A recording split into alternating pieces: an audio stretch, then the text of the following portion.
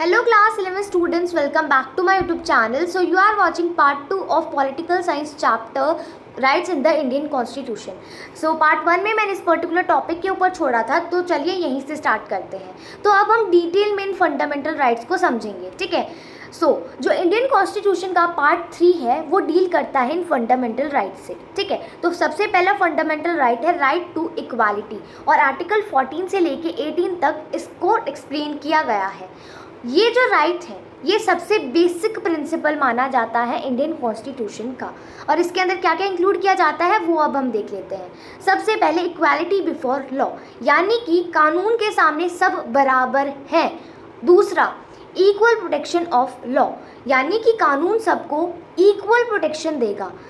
हम कानून के सामने बराबर है और कानून हम सभी को इक्वल प्रोटेक्शन देगा. ये दोनों चीज़ें इंक्लूड करी गई है राइट टू इक्वालिटी में, और ये आर्टिकल 14 में मेंशन है. इक्वालिटी बिफोर लॉ, हम सभी लॉ के सामने इक्वल हैं. ये चीज़ हमने ब्रिटिश कॉन्स्टिट्यूशन से बोरो कर रखी है, ठीक है. The concept of equal protection of law, कि हमें लॉ इक्वल प्रोटेक्शन देगा, ये कंसेप्ट हमने अमेरिकन कॉन्स्टिट्यूशन से बोरो कर रखा है. दूसरी चीज़, राइट टू इक्वालिटी ये भी कहता है कि हमें डिस्क्रिमिनेशन के अगेंस्ट प्रोटेक्शन मिलेगी, यानी कि हमें कोई भी डिस्क्रिमिनेट नहीं कर सकता. अगर करता है तो उसे जेल में डाल दिया जाएगा या फिर उसके ऊपर चार्जेस लगेंगे, ठीक है. ये चीज़ आर्टिकल 15 के अंदर लिखी गई है. इक्वालिटी ऑफ अपॉर्चुनिटीज़, ठीक है, सबको लगभग इक्वल अपॉर्चुनिटीज़ दी जाएंगी, चाहे वो जॉब को लेकर हो या फिर किसी और फील्ड को लेकर हो, सबको बराबर अपॉर्चुनिटीज़ दी जाएंगी. ये आर्टिकल 16 में मेंशन्ड है. एराडिकेशन ऑफ अनटचेबिलिटी, समाज से बिल्कुल ही छुआछूत को, अनटचेबिलिटी को ख़त्म कर दिया जाएगा, एराडिकेट किया जाएगा, वो आर्टिकल 17 में लिखा हुआ है. ये सारे पॉइंट्स जो मैं आपको बता रही हूँ ये इसी पर्टिकुलर राइट के अंदर इंक्लूडेड है. अबॉलिशन ऑफ टाइटल्स, देखो पहले क्या होता था, किसी को भी टाइटल दे देते थे, तो वो अब हम नहीं कर सकते हैं, वो टाइटल्स अबॉलिश कर दिए गए हैं, ठीक है. आर्टिकल 18 में ये चीज़ लिखी गई है. तो ये सारी चीज़ें राइट टू इक्वालिटी के अंदर आती हैं. Next is right to freedom. Article 19 से 22 तक राइट टू फ्रीडम को एक्सप्लेन किया गया है. अब देखो, फ्रीडम का मतलब ये तो नहीं है कि जो हम चाहे वो कर सकते हैं. Freedom of a person should not hurt the freedom of other persons. हमारी फ्रीडम है, हमारी फ्रीडम दूसरे पर्सन की फ्रीडम को जब तक हर्ट नहीं कर रही ना, तो वो हम कह सकते हैं फ्रीडम है. देखो हमारी फ्रीडम है, मान लो दूसरे वाले पर्सन की भी तो फ्रीडम होगी, सामने वाले की भी तो फ्रीडम है. ऐसा तो है नहीं कि अपनी फ्रीडम के चक्कर में हम उसकी फ्रीडम की धज्जियाँ उड़ा रहे हैं, ठीक है. तो एक पर्सन की फ्रीडम दूसरी पर्सन की फ्रीडम को हर्ट ना करे, ये चीज़ भी हमें ध्यान रखनी चाहिए. The most important fundamental right is right to personal liberty.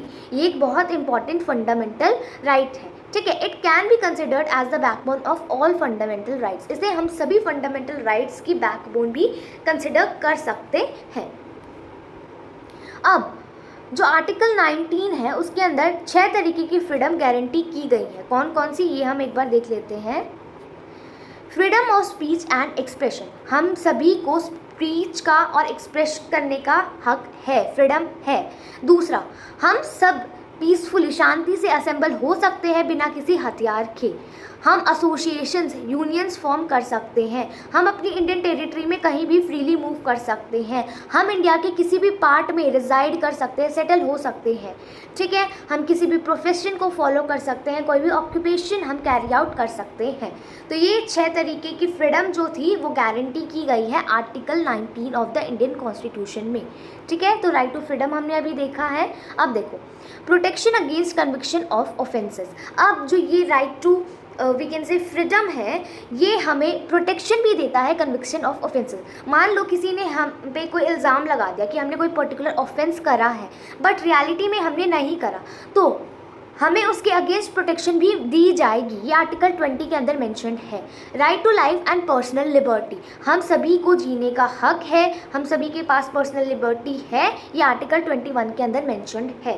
हम सभी को एजुकेशन का भी हक है, ये आर्टिकल 21A के अंदर मेंशन्ड है.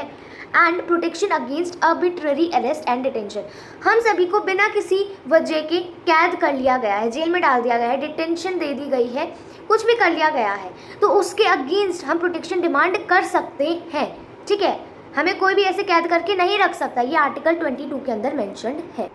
नेक्स्ट है राइट अगेंस्ट एक्सप्लॉयटेशन, ठीक है, ये आर्टिकल 23 से लेके 24 तक इसको एक्सप्लेन करा गया है।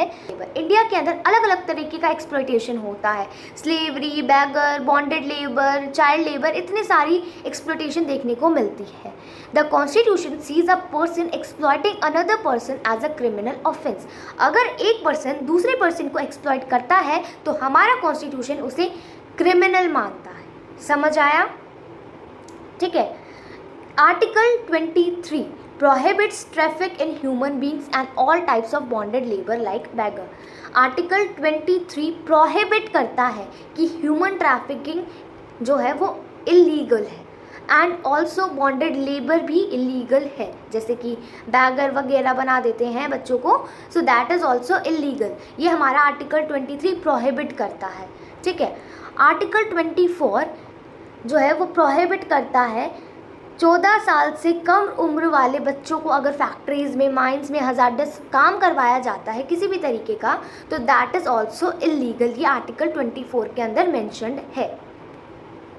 Next is right to freedom of religion. जैसा कि आपको पता चल रहा है, रिलीजन हम कोई भी प्रैक्टिस कर सकते हैं, हम सभी को फ्रीडम है। ठीक है। ये आर्टिकल 25 से लेके 28 तक इसको एक्सप्लेन करा गया है।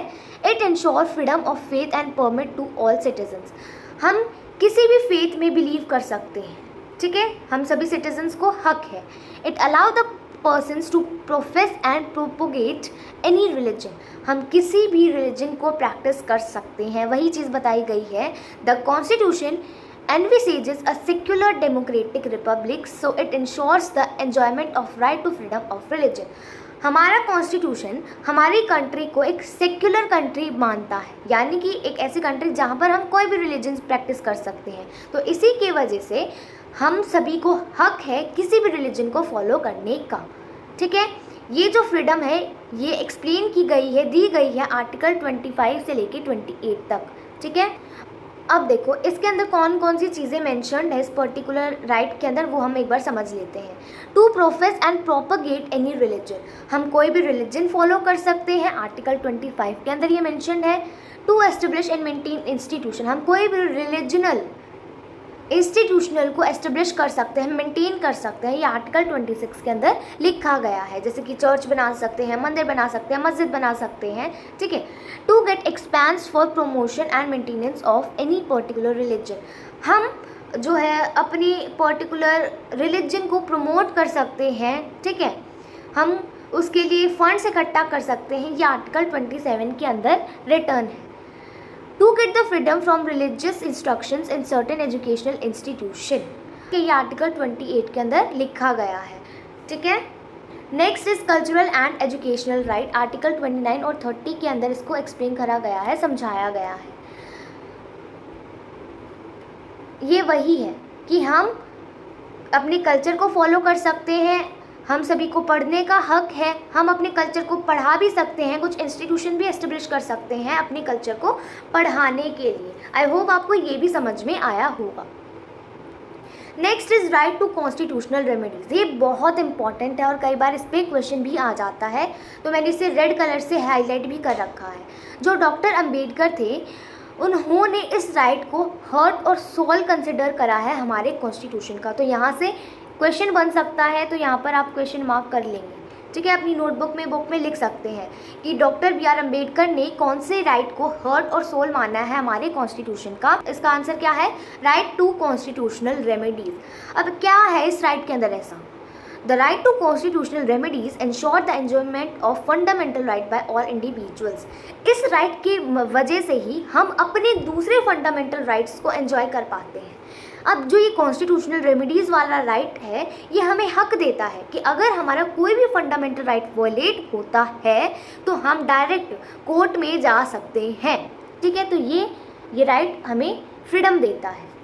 If any of fundamental right is violated the citizen can approach high court, supreme court to get it. ठीक है। Article 32 supreme court, article 226 high court. तो इनके अंदर मेंशन है कि अगर किसी भी सिटीजन का फंडामेंटल राइट वोलेट हो रहा है तो हाई कोर्ट या सुप्रीम कोर्ट डायरेक्टली जा सकता है उसे वापस पाने के लिए जो सुप्रीम कोर्ट है और जो हाई कोर्ट है इंडिया के, वो कुछ ऑर्डर्स इशू कर सकते हैं या फिर गवर्नमेंट को कुछ सलाह दे सकते हैं कि भाई इन राइट्स को एनफोर्स करवाने के लिए गवर्नमेंट क्या कर सकती है। ठीक है, तो उन ऑर्डर्स को हम रिट्स कहते हैं। समझ में आया? तो चलिए अब इन रिट्स को डिटेल में समझते हैं। For enforcing fundamental rights the courts can issue various types of rights. Fundamental rights को एनफोर्स करने के लिए कोर्ट्स अलग अलग ऑर्डर्स इशू कर सकते हैं जिन्हें हम रिट्स कहते हैं।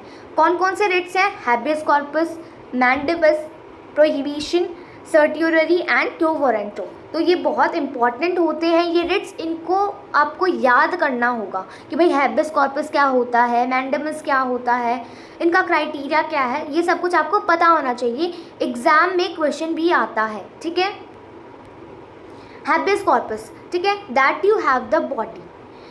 ये जो रिट है ये कोर्ट इशू करता है to release a person who is under illegal custody and produce him in the court.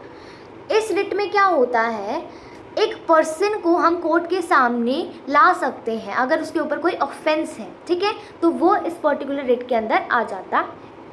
Mandamus, we command, ये जो रिट है ये कोर्ट इशू करता है जब उसको लगता है कि कोई ऑफिसर अपनी लीगल ड्यूटी अच्छे से नहीं कर रहा है, तो ये है मैंडेमस। प्रोहिबिशन, टू स्टॉप और टू फॉरबिड, ये जो रिट है ये इशू किया जाता है to an inferior court if it goes beyond its jurisdiction. यानी कि कोई नीचे वाला कोर्ट अपनी जुरिसडिक्शन से बाहर जा रहा है, यानी कि उसको उस पर्टिकुलर चीज़ के ऊपर डिसीज़न लेने का हक नहीं है, फिर भी वो डिसीज़न ले रहा है, तो उस टाइम पे प्रोहिबिशन, ये चीज़ें जो है ये रिट लागू होता है।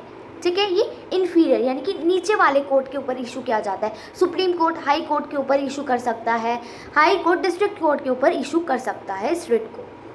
सर्टियोररी, to be certify, the court may ask any inferior court to transfer the case to another court. जो कोर्ट है वो निचले कोर्ट से कह सकता है, उनको बोल सकता है कि अगर आपसे ये केस नहीं संभाला जा रहा तो आप इसको पास कर दे दूसरे कोर्ट को। ठीक है, इसको हम सर्टियोररी बोलते हैं। सो द लास्ट इज क्यो वारंटो, यानी कि बाय व्हाट अथॉरिटी। ये जो रिट है वो कोर्ट इशू करती है किसी पर्सन की लीगैलिटी को एग्जामिन करने के लिए। यानी कि ये मान लो एक पर्सन के पास एक पब्लिक ऑफिस है, क्या उस पर्सन का लीगली उसके ऊपर क्लेम है या नहीं है, इस चीज़ को एग्जामिन करने के लिए ये रिट इशू किया जाता है कोर्ट के द्वारा। सो लास्टली आई वुड से कि अगर आपको ये वीडियो अच्छी लगी है तो don't forget to like this video, comment करना अगर कोई भी डाउट है या फिर आपको कुछ चीज़ अच्छी लगी है इस वीडियो के अंदर, and don't forget to turn on the bell notification for further videos. ठीक है, and also thanks for watching, don't forget to subscribe.